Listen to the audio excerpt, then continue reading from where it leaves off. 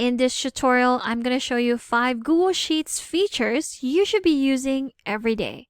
So we're going to be talking about, or I'm going to be showing you 5 features that you can use to optimize your data and make working with Sheets better. So let's go to the first one, and we have our filter tool. So the filter tool is used to temporarily hide data that you don't need, so you can focus on only what's relevant. So how do we insert a filter? Well, first you're going to go to data right here and just select create a filter. Once you click on that, it will apply a filter to all of your columns, and this will allow you to filter all of your data depending on what you just want to see. So let's say we want to filter this by date, and we only want to see results from in between 2 dates. Let's go ahead and select filter on the date column right here. There you go. We can filter this by condition. Go to your criteria right here. So we are going to is between the value or the formula, which is our date. So we're going to have it from 2025 January 1, from 2025 March 1. Once you've entered that, just go to OK.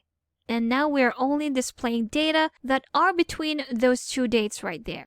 So we have the months right here. So that's from January, February, and March.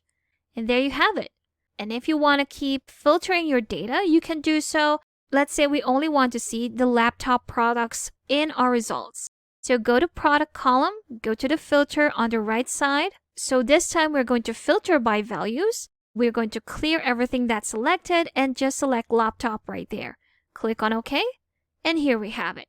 We've successfully filtered our data to focus on just the laptops that were sold from in between these 2 dates right here. And there you have it. That's just number 1 of the features that you should be using every day. Let's move on to the next one. So your second feature would be your drop-down list from your data validation. We use our drop-down here in Google Sheets to make data entry faster, easier, and error-free by giving users a set of predefined choices. So what I want to do with our example data right here would be to create a drop-down list based on our product column right here. So once you click on that, you will automatically get a suggestion right here at the bottom that will say convert to drop-down chips. So we can apply a drop-down to a range by simply clicking on that range. There we go. Then go to Insert and select Drop-down. And there we have it. On the right side, you will see your data validation rules, where it will automatically pick out all those unique values and have them as one of the choices for your drop-down.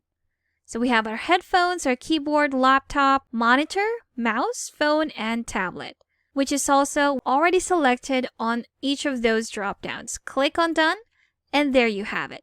If you want to customize this even more, I have a separate video about this, which I will be leaving a card to at the top right corner for you to check out later. So that's your second feature, which is your drop-down list. And our next feature would be our conditional formatting. We use conditional formatting to automatically change the style of cells based on their values, making patterns and important information easier to spot. So what I want to do in this example for my conditional formatting is to highlight the total amounts right here on our G column, or a total amount column, all of the values that are under 40,000. So let's go ahead and do that. I'm going to select first this range right here, which is our total amount column or our G column. Then go to Format in the menu bar and select Conditional Formatting.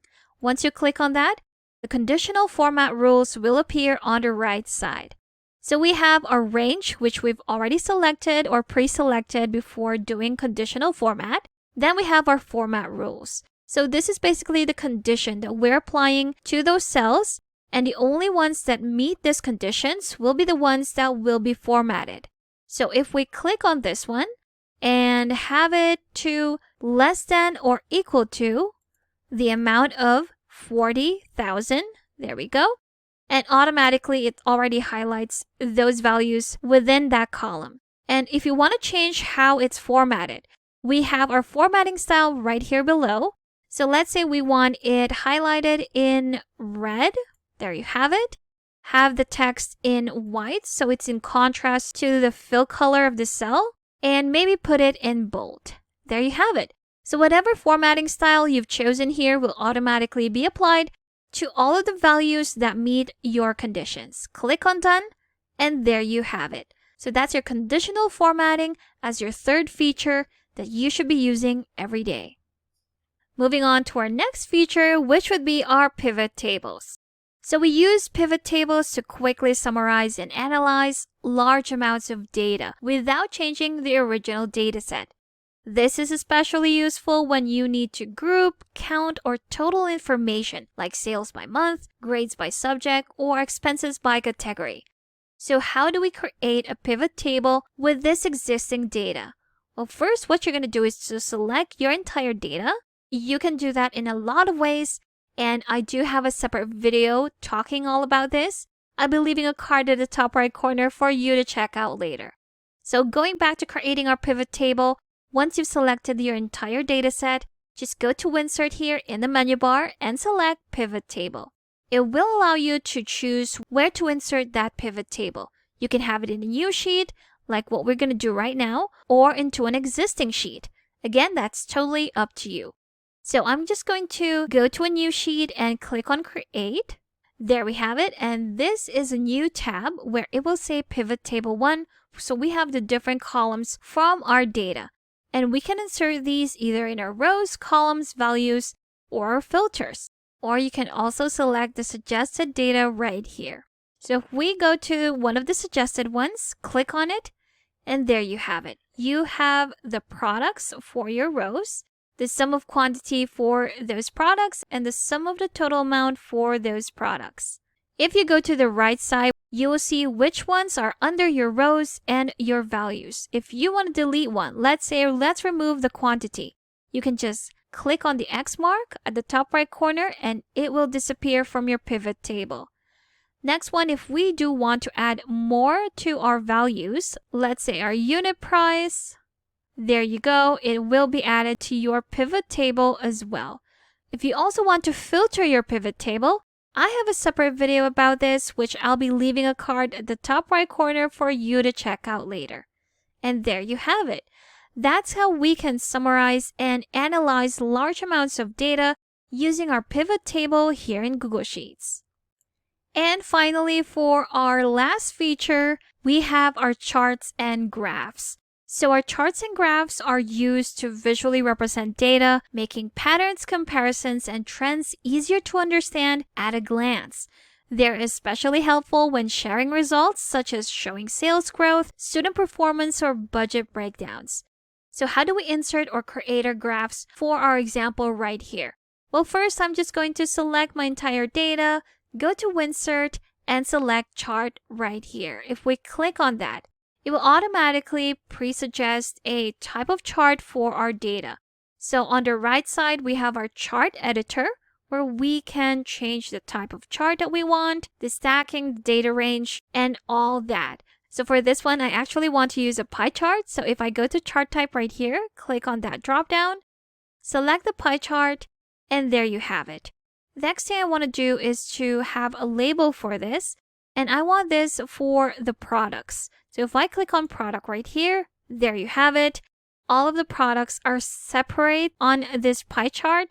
So what I'm going to do is to combine them by aggregating those data. Click on the aggregate option just below your label, and there you have it. A visual representation of our data.